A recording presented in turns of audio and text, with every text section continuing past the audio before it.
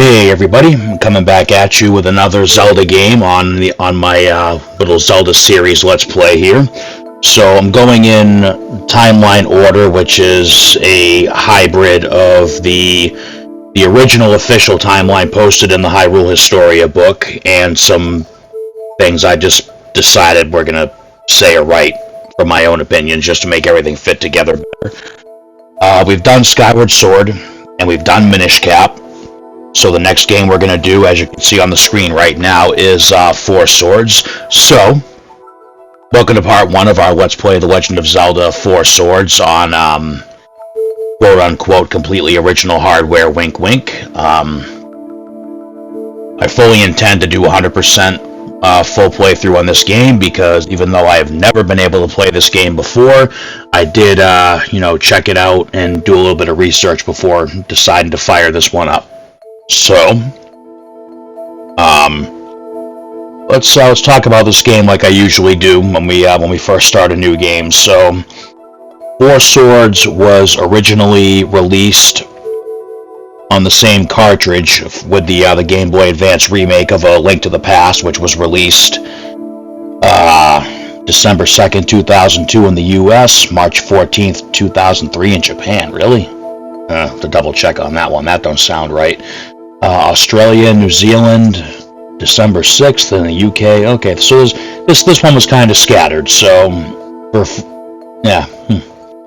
I probably should have double checked this information, because this is off the Zelda wiki page. But I mean, it's got to be right? I thought the Zelda games were typically released closer than that. Well, anyway. So that's the original version of Four Swords, which required multiplayer to play, which is why I could never play it, because at the time I didn't know anybody else who had the game and a Game Boy Advance and a link cable. So sometime later in 2011, the anniversary edition was released on the DS, or the DSi is DSiWare, and then eventually it was available on the 3DS too, but I think that was only part of the ambassador program for the people that first bought it. Don't quote me 100% on that. Anyway, I got the game on the 3DS because I am one of the people that bought the 3DS when it first came out, and anyway, so this is a case of I just simply never got around to playing it once the anniversary edition came out. So big thing with this, the original version, like I said, was multiplayer only. The anniversary edition made it so that you could play the game by yourself, which is what we're doing here. So, considering, there's nothing else to consider. Like I said, I'm doing the whole series in the timeline order based on the Hyrule Historia. I haven't quite figured out what I'm going to do when we get to the time split yet, but we got this game and one more to go before that, so I'll worry about that then. Anyway, let's go ahead and start the game. Now, normally I wouldn't be showing a menu screen like this, but when I went to start a new file, it would not show the opening cutscene, so we have to start the game to see the opening cutscene and then go into our file select menu. So let's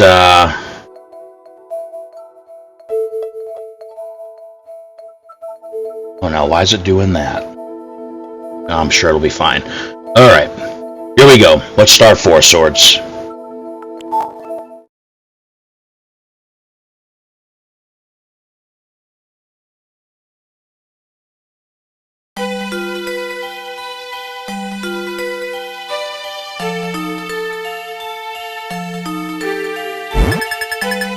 We have arrived. That is the sacred blade I spoke of, the Four Sword. Sealed away in its forged steel is Vadi, the Wind Mage. Lately I have been sensing weakness in the seal. It worries me.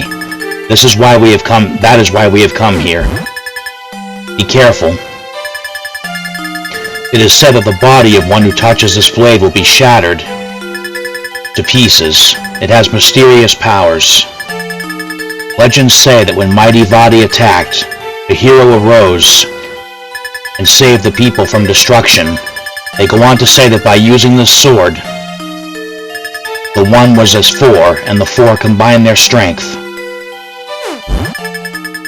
Let's check the seal. Step back a moment.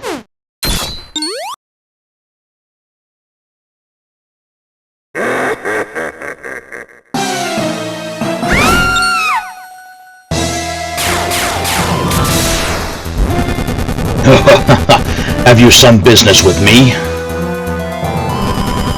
So you noticed that the seal was weakening.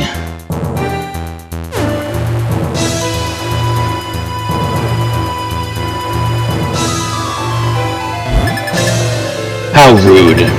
Release me. Eh?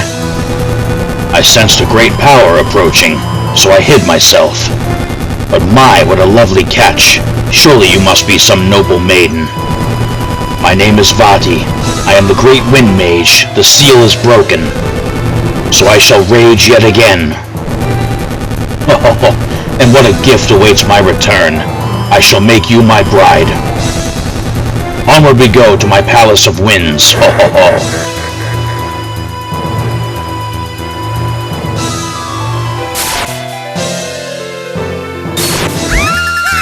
Eek! Help me!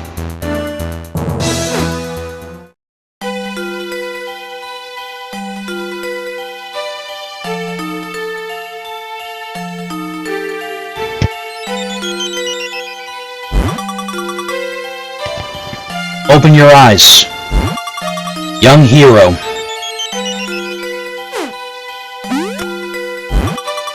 Princess Zelda has been carried off to Vati's palace. Hurry, you must go to her. But you cannot go alone. You have need of the Force Sword. Draw out the blade.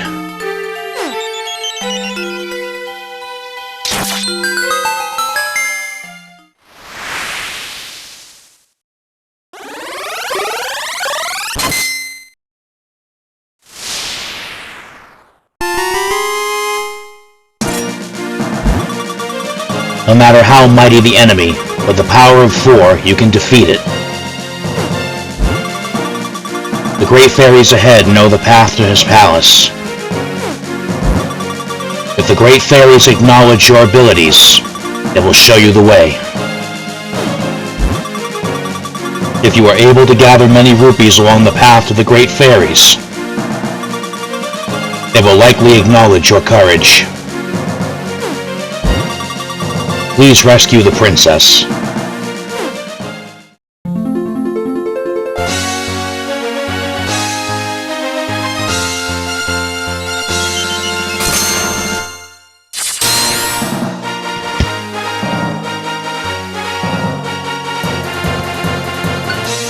Yeah, so like I said, that I went to start the game, and that cutscene won't play when you actually start the game itself, so had to watch it here first.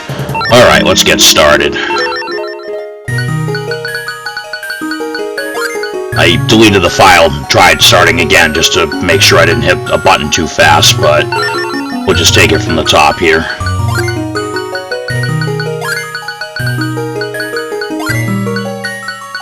Alright, let's get started. What do we got here? A weird arrow symbol, some other weird symbol, a Triforce symbol, and a curved sword. 3 key symbols, rupees, Triforce medal? Okay.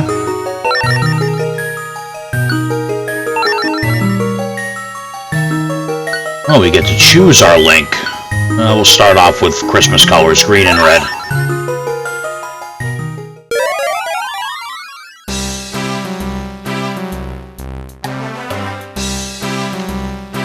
Alright, looks like we have no choice but to start here. That's fine, I guess. Welcome to the Chambers of Insight. You will find many traps and puzzles in the areas ahead. We will give you advice that will aid you in your quest. Do not fail to heed it. Even if you do listen well to all of our lessons, you must also avoid being careless. If you are not careful, you may run into situations where you hit a dead end and are unable to proceed in your quest. Oh, that's great. If that happens, press start and select retry to challenge the floor again. You will be able to start that same floor from the beginning. First, try talking to my friend near the wall over there. Press A to talk. Alright. Those glimmering circles you see before you are warp zones. When each of you stands on one, all will be transported to a different area, where you can learn more about the controls and how to use various items. Begin by standing on the warp zones ahead. The one below will take you back to the map. Also, when you are playing by yourself, you can switch between heroes by pressing the L or R. Okay. Skillfully switch between heroes to make your way to the warp zone. But I can probably just carry you, right? Let's see. Oh, no. Ah, that's funny. Yeah, get on that warp zone. Oh, I missed.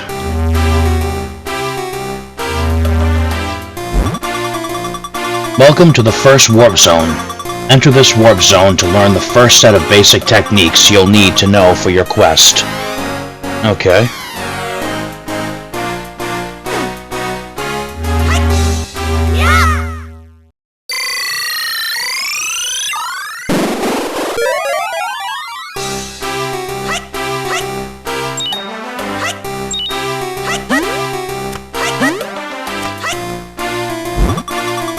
The lovely jewel you have found is a red rupee. Your rupees are counted in the wallet that appears in the bottom right corner of the top screen. The rupees you and your partner gather are pooled in a single wallet. Okay. If one of you faints during your quest, he can be revived for 50 rupees. But the cost for revival will increase each time one of you faints. Oh, great. If you collect a lot of rupees, you will be rewarded.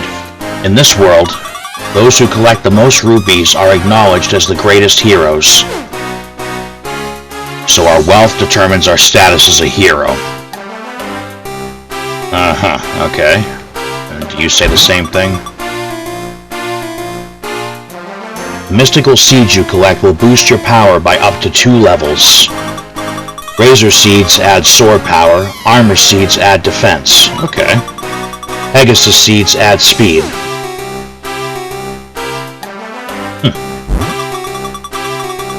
Press B to attack with your sword. If you hold the button down and release it when your sword glows, you will do a sweeping spin attack. Also, the switches that you see on the ground before you are switches. Step on the switches to activate traps and move stones or blocks.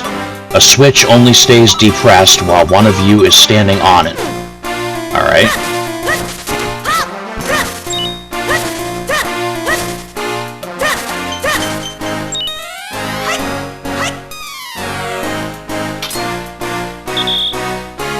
Oh, that's cool.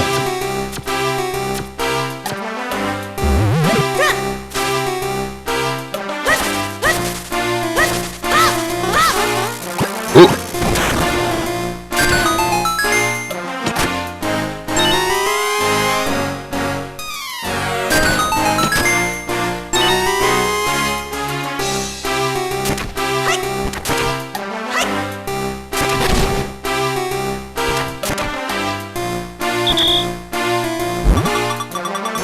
There are some blocks you can push. If you see a suspicious block, press directional pad in the direction you want to push the block. You and your partner will have to cooperate to push big blocks. When playing by yourself, press X to call your partner. He will come to your side and can then help push the big block. When you want to separate from your partner, press either L or R. Sounds easy enough.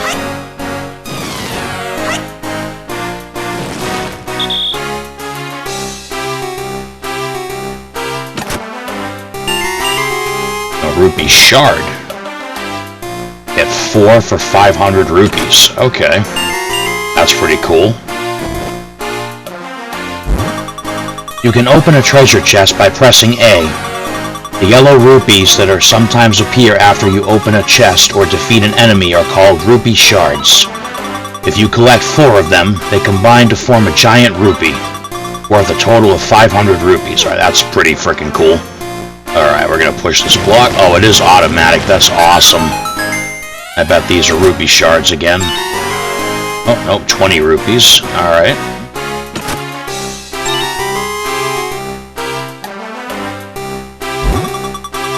If you strike your swords together, sparks will fly. Try this in places where you want to light a fire.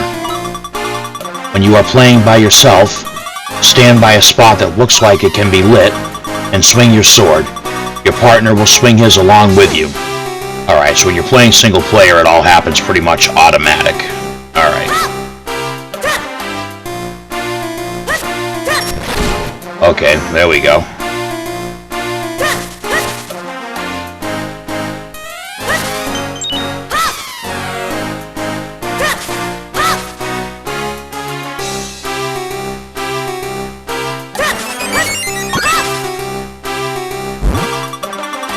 Step on all the switches at the same time and something will move.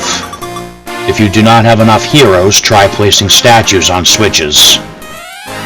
Alright, I do remember reading something about this, how stages are modified if you're playing single player. That way you don't need 4 links to press all 4 switches. They substitute with statues. Oop, too far.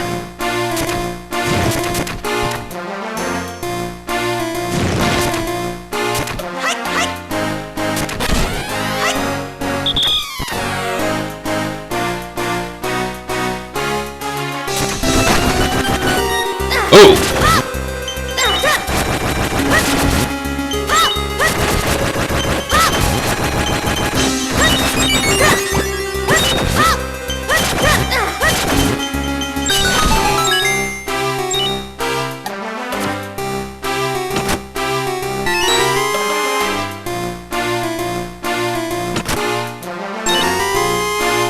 Oh, cool.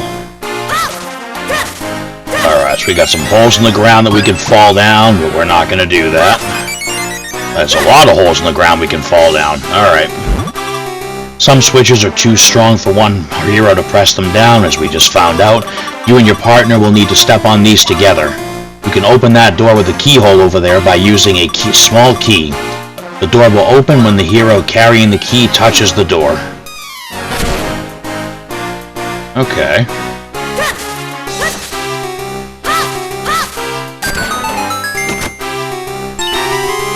Oh, shit.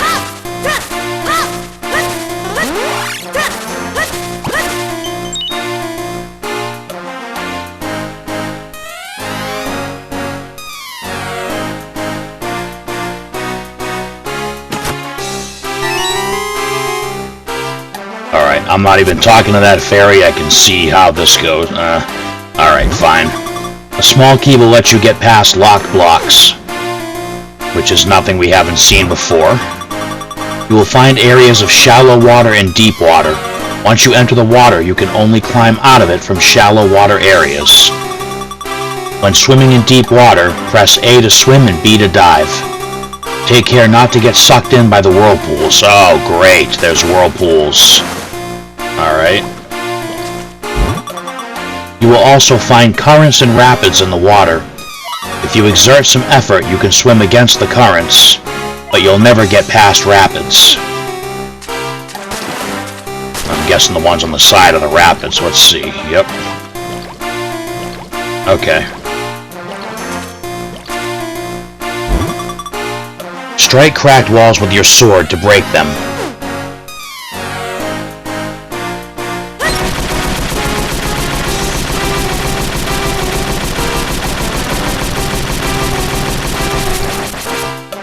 Okay.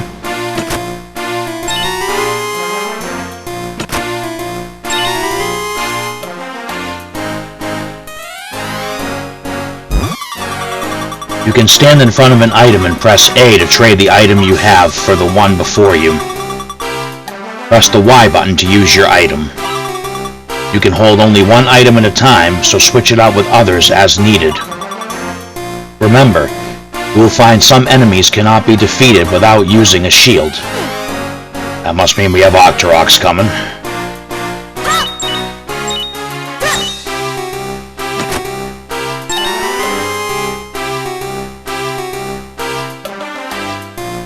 We already have the shield, don't we?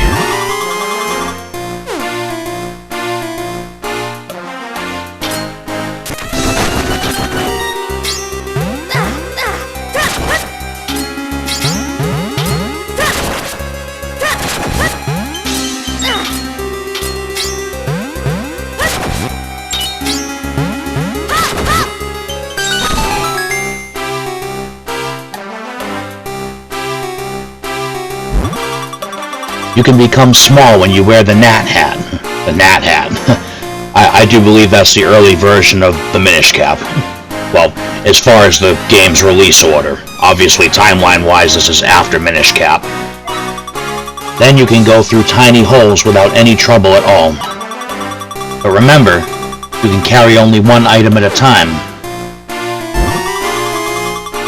Alright, so we got the Nat Hat. I think we have to get this with both links to progress, right? Yeah.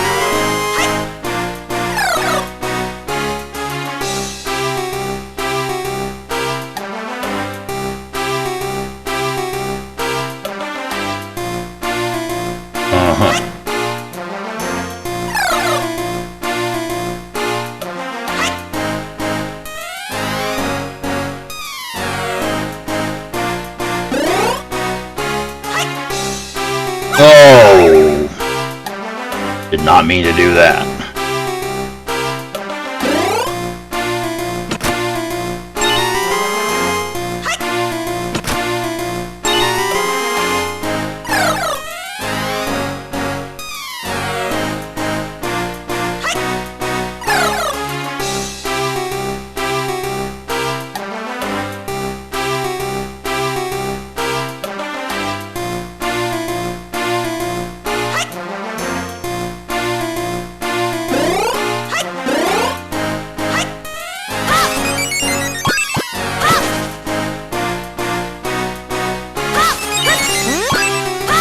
I imagine I'm going to be told that only the right color Link can walk across the colored squares.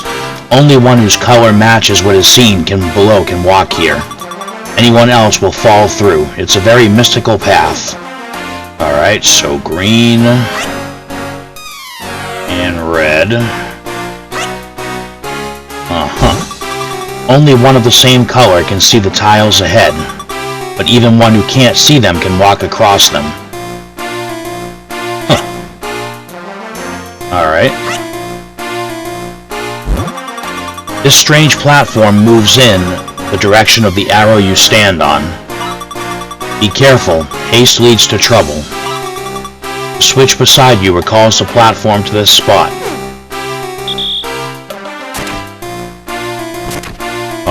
Okay, I see.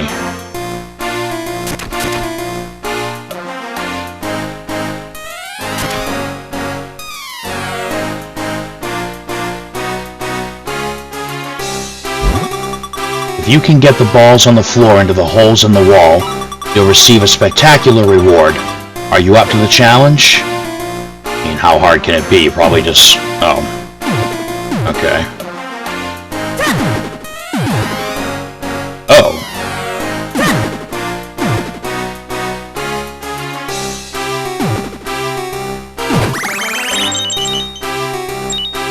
Sweet.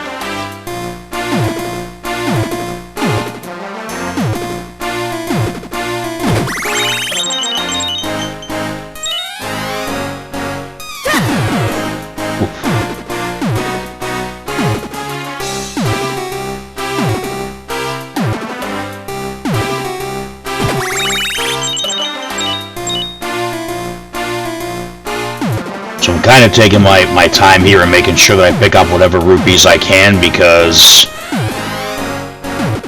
there is something in the Anniversary Edition that you need a lot of rupees or medals, apparently the Triforce medals, to get, and you can only get the Triforce medals in multiplayer, and I don't have anyone to do multiplayer with, so the alternative is we have to rack up 30,000 rupees to access one of the special areas.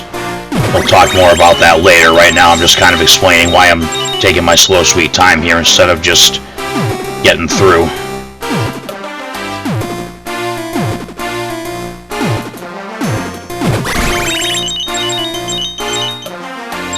Alright, 29,000 to go.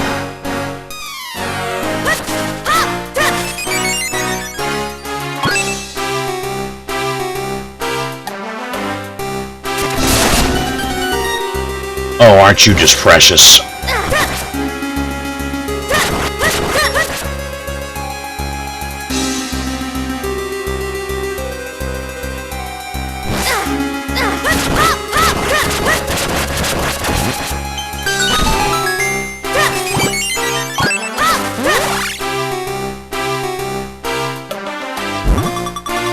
You may receive a bonus depending on how quickly you are able to get to the end of a dungeon. Oh, okay.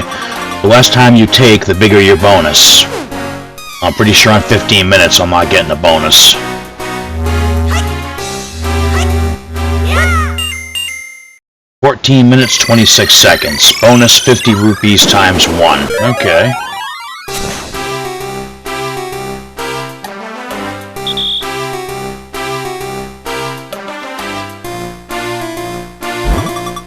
Those glimmering circles you see before you are warp zones. When each of you stands on one, I think we already did this.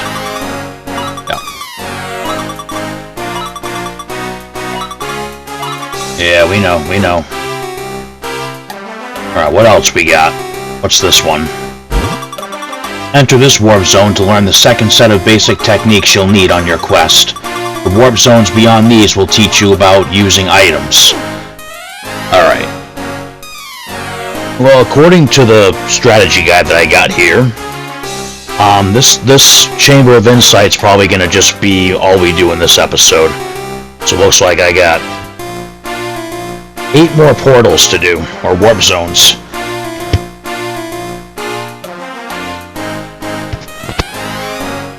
Alright, well, let's do this one next.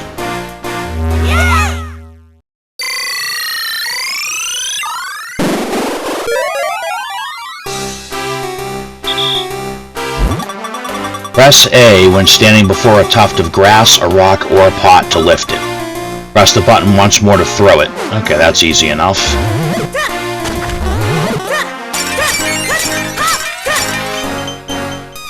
Oh, come on.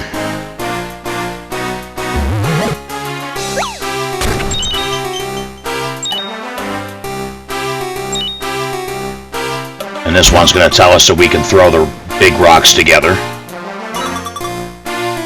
Yep. Definitely figured that one out. Alright, so we can't cut through the rocks, but we can still cut through the pots. Ooh. Even just touching it? Or did we actually kill it?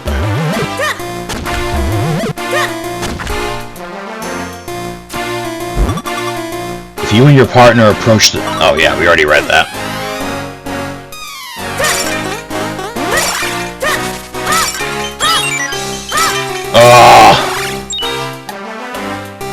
Alright, so... yeah, the black rupee makes you lose rupees.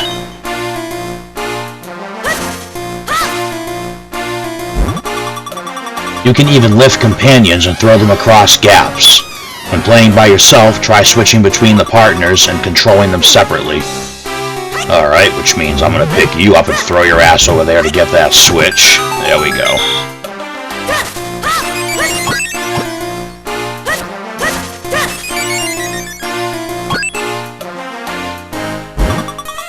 There are some monsters you cannot defeat unless you pull them from the left and right. Really?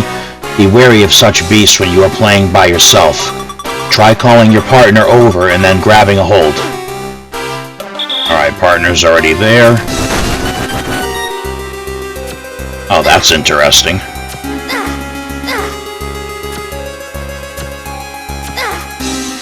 Dude.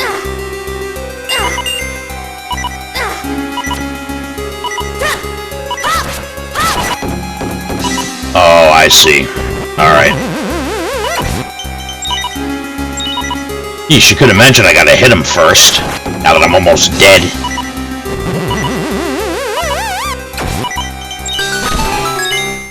Alright. There are some enemies you can lift over your head and throw.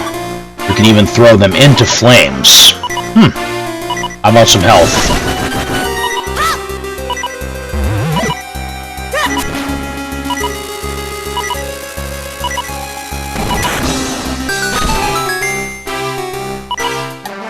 Alright, fairy, please, come on.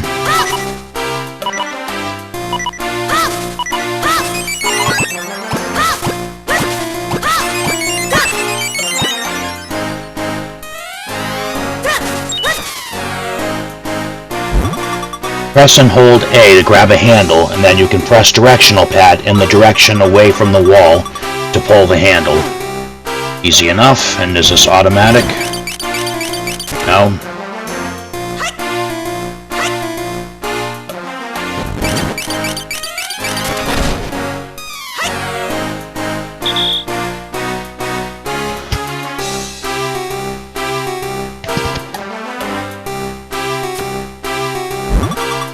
Press and hold A to grab statues and use directional pad to pull or push them.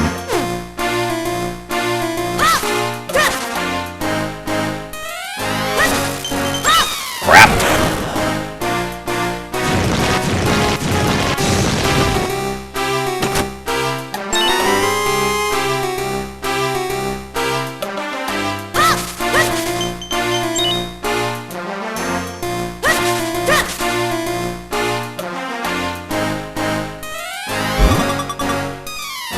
There are some enemies you can lift over your head and throw.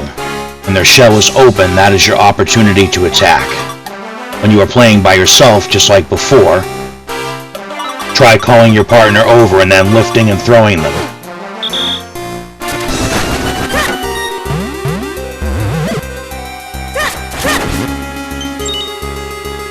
Oh, that's cool.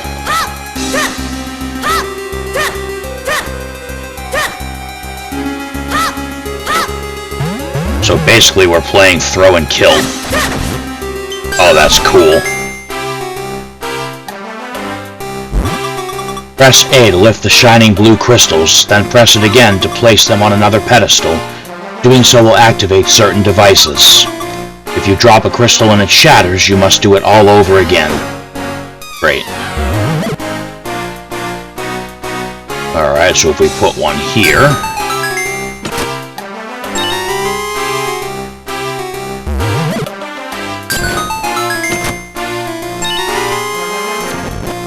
and this must be for the door.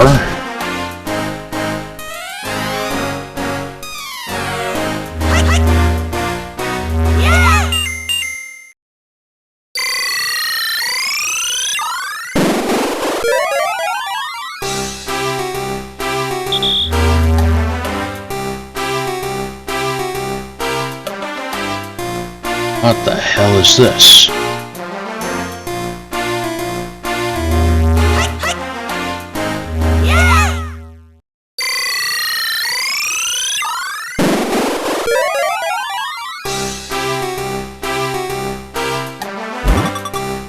That is a magnetic block. With the the magnetic glove. You can pull yourself to or repel yourself from them. Interesting.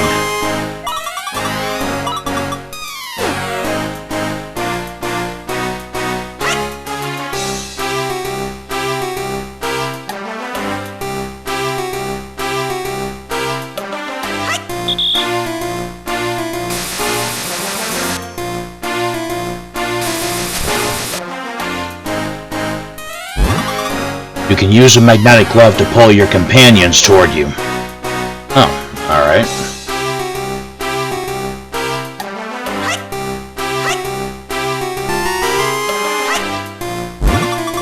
Press Y to switch between positive and negative. Use the power of repulsion to cross over to the other side. Oh. Okay.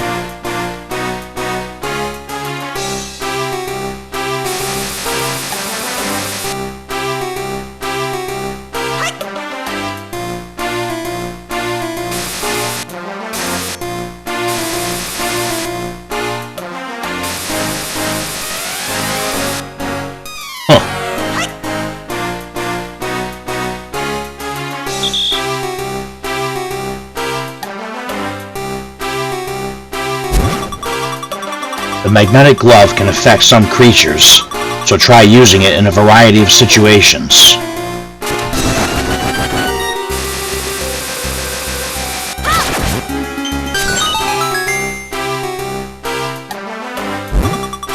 You can use the magnetic glove to pull your companions along if you have a wall between you. You can even walk as you draw them to you. Really? Alright. Get out of here! That's awesome!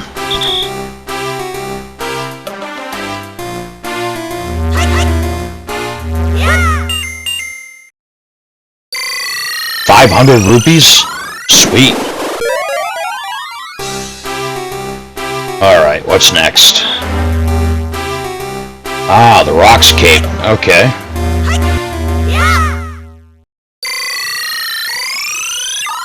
apparently I went around the wrong way. Yeah, that's alright.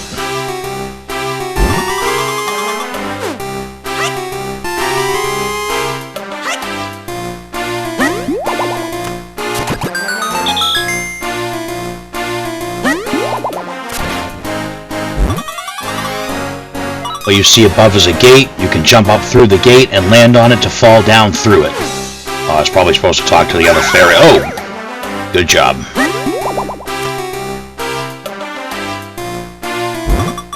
Press Y to jump with the rock's cape. Hold down Y to jump further. After jumping, quickly press B to perform a down thrust attack. Alright, no learning it from a sword master this time. We have it automatically.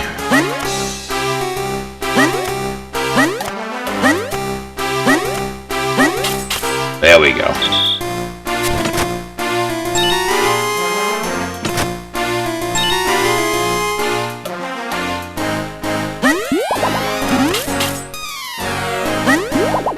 Oh, crap.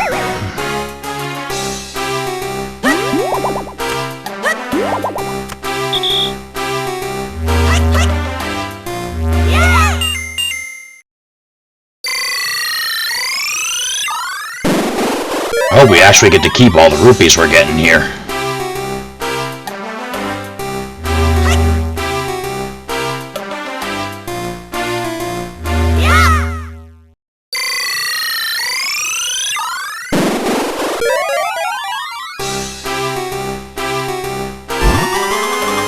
You got bombs, use them to blast open suspicious walls. Press Y after setting them to detonate them remotely. Okay, so Minish Cap definitely built on the some of the mechanics that were introduced in this game. You can use the bombs to destroy cracked blocks. Press Y to take out a bomb, then press Y again to throw it. If you press Y again after the bomb falls to the ground, you can blow it up. Cool.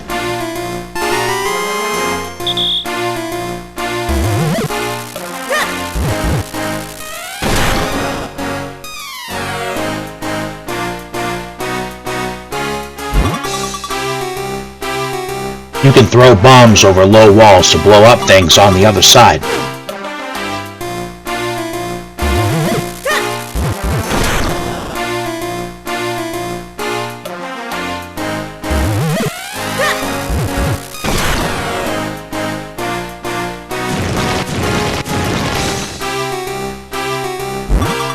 You can use bombs to blow open cracked walls, too.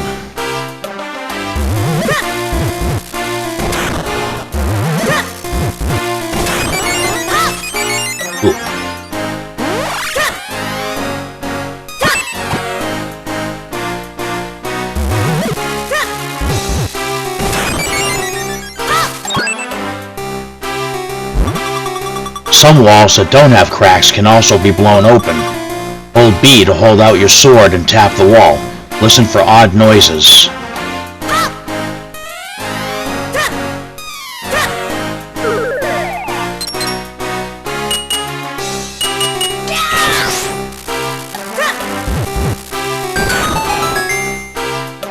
That's good to know.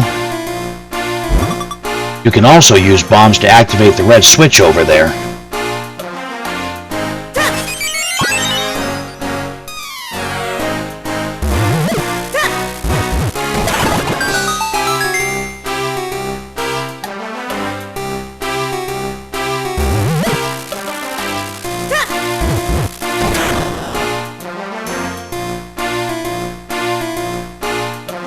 Really? Bombs that have been thrown can be picked up again. If you cannot throw the bomb to the spot you want to hit, try passing the bomb to your partner. Okay. Alright, so let's leave red right here. Let's grab the... what was it? The Nat Cap?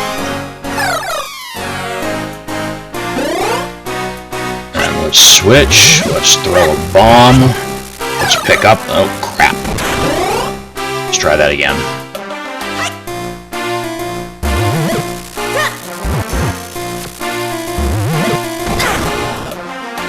Really?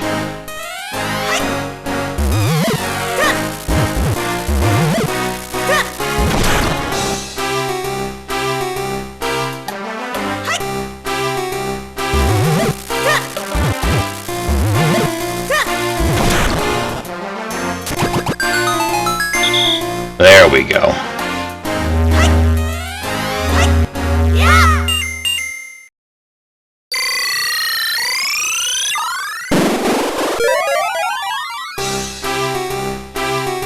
Ah, the boomerang.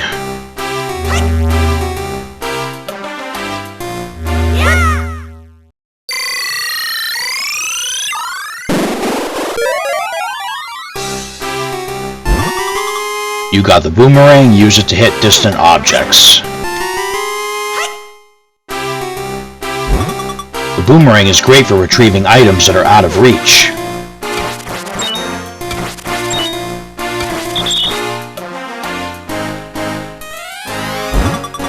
You can use the boomerang to activate mechanisms from afar.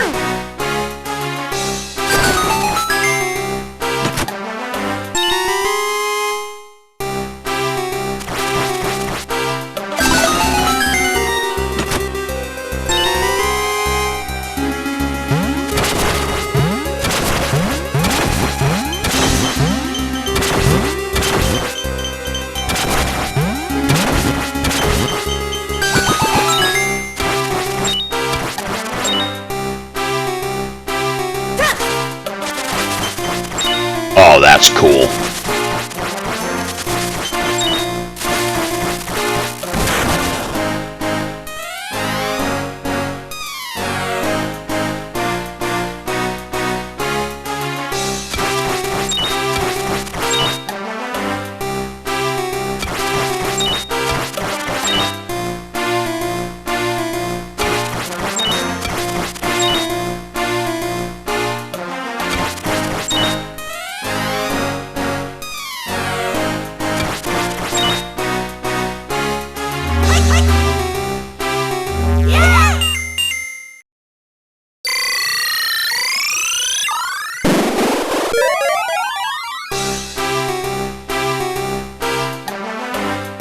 Alright, so we have the Pegasus boots, the bow and arrow, and then whatever that question mark one is. Yeah, we'll definitely keep this episode down to just this Chamber of Insights.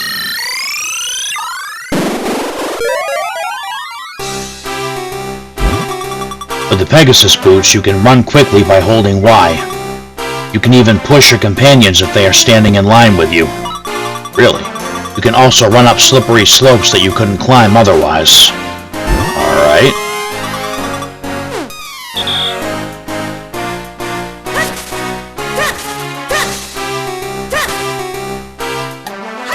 So let's put Red Link right here then.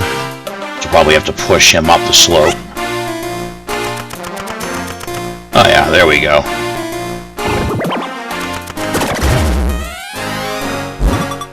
It feels quite rubbery, but perhaps with the Pegasus boots, which we just figured out. I bet whatever enemy shows up here we can stab right through.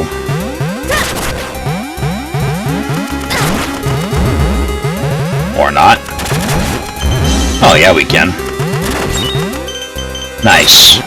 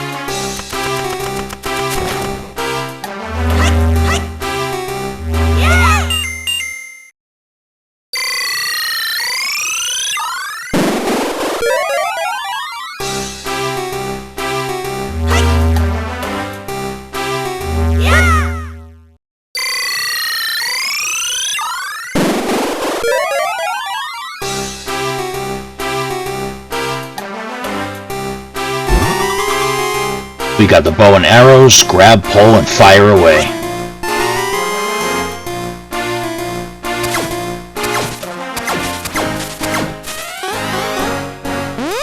Alright, that's cool. And while this seems pretty obvious, let's go ahead and find out anyway. When using the bow and arrows, hold Y to power up your shot. There are some mechanisms in the dungeon that will move other things when you shoot them. Like this.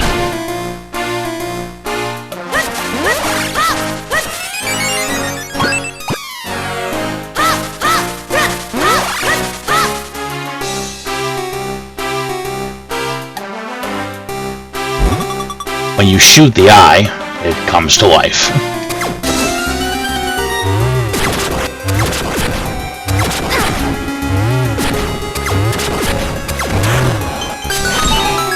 Takes a few more hits than Minish Cap.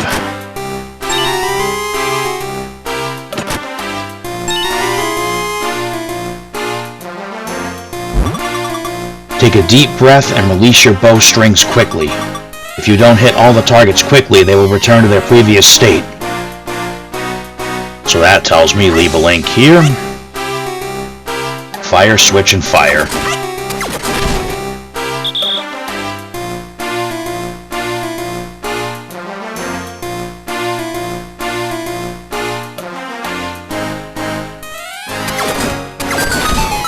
Nice.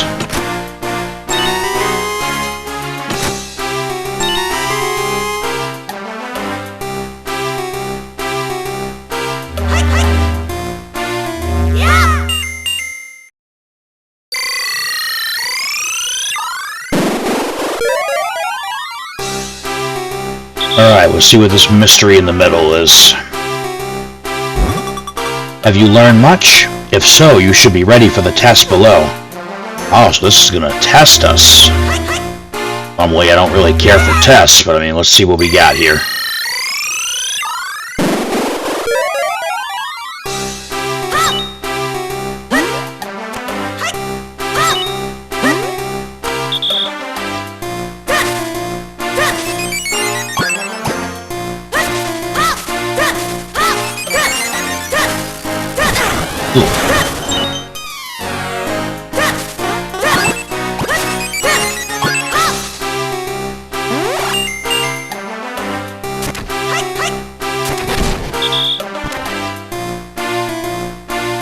Let's not step on the cracked spots in the ground. We know what happens when you do that in the Zelda game.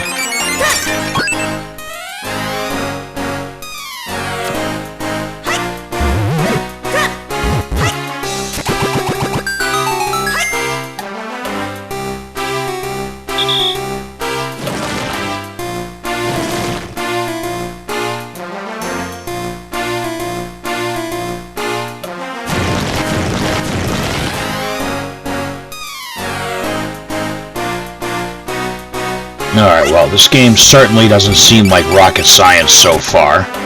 Except I did that wrong. Oh, you can walk through. Alright.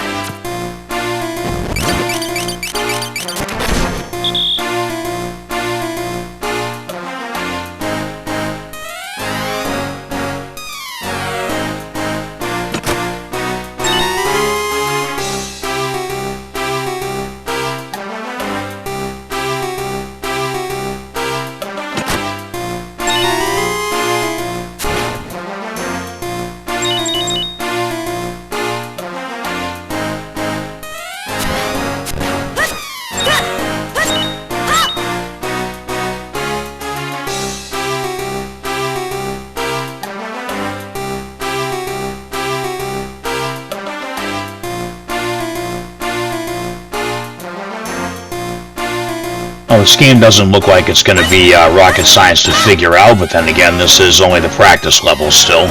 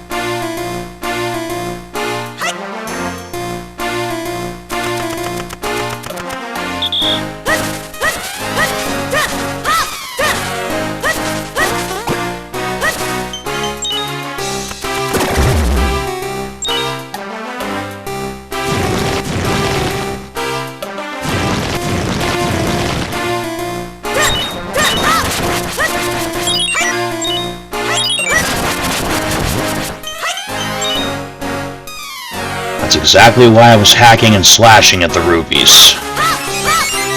Oh, come on!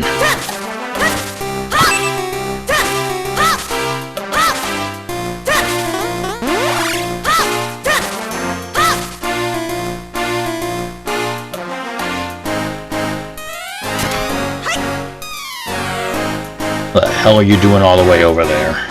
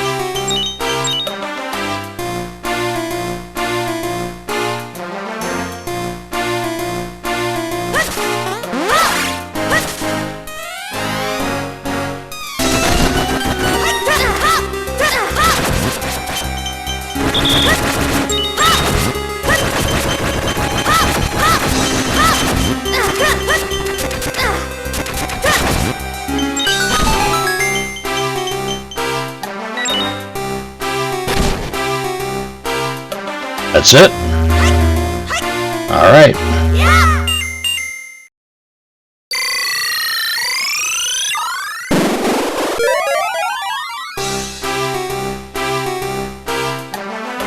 Oh, that's not it.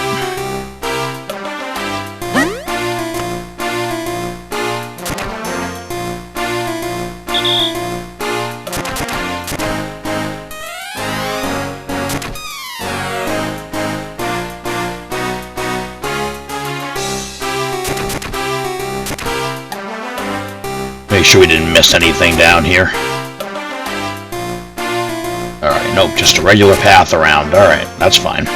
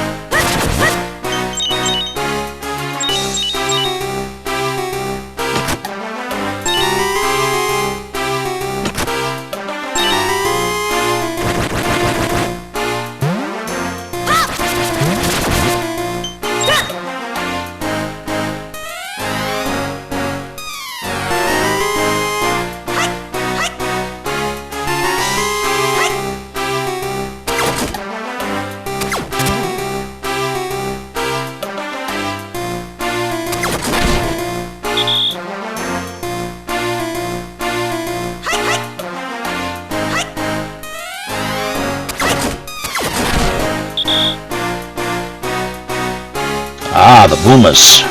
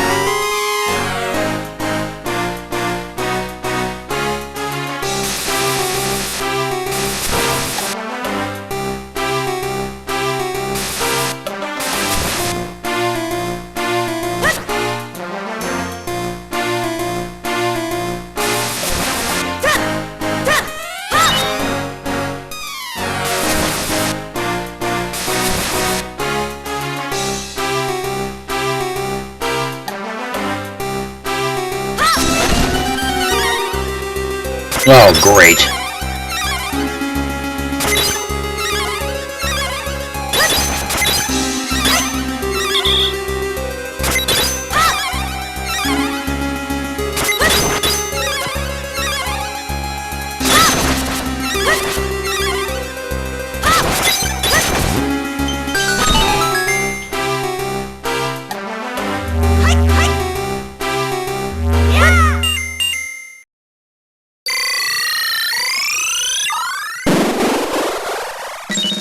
Oh, cool.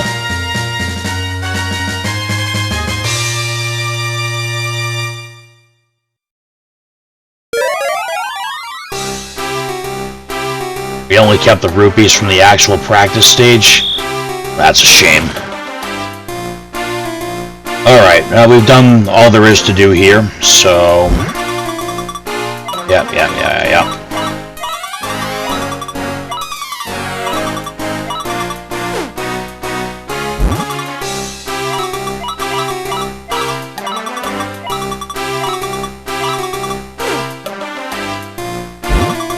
Are you ready?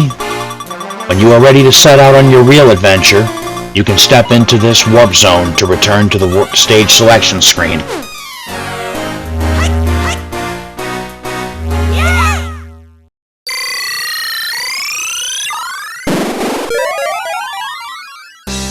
Okay.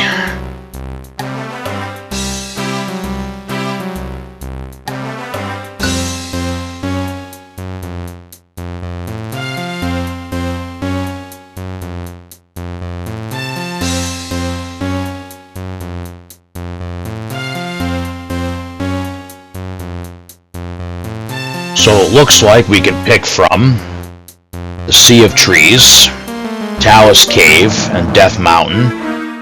And then once we complete those 3 stages, I believe it's the Palace of Winds that appears. I think.